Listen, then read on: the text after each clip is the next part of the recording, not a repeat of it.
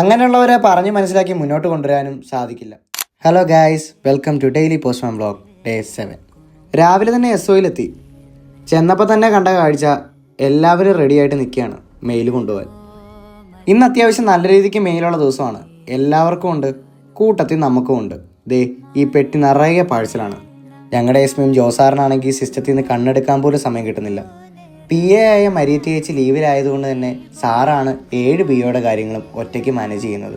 അതുകൊണ്ട് തന്നെ നല്ല വർക്ക് ലോഡുണ്ട്. മെയിലൊക്കെ കിട്ടി. നമ്മൾ നമ്മുടെ ഓഫീസിലെത്തി എല്ലാം സോർട്ട് ചെയ്ത് വേഗം തന്നെ ഇറങ്ങി. ഈ ജോലി കിട്ടിയതിന് ശേഷമാണ് ഞാൻ പല കാര്യങ്ങളും മനസ്സിലാക്കിയത്. നമ്മൾ പോലും അറിയാതെ നമ്മളെ നിരീക്ഷിച്ചുകൊണ്ടിരിക്കുന്നവരാണ് നമുക്ക് ചുറ്റിനും.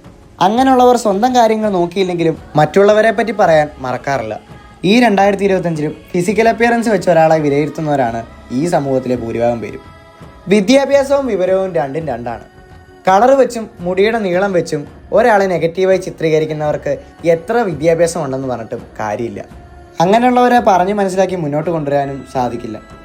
മാക്സിമം വക വെക്കാതെ മുന്നോട്ട് പോവുക, അതേ പറ്റൂ. പറഞ്ഞ് സമയം പോയതറിഞ്ഞില്ല. ഏതായാലും ഇന്ന് വന്ന കത്തുകളുടെ കാര്യത്തിൽ ഒരു തീരുമാനം ഉണ്ടാക്കി. അപ്പോൾ ഇന്നത്തെ പോസ്റ്റ്മാൻ്റെ ജീവിതം ഇവിടെ കഴിഞ്ഞു.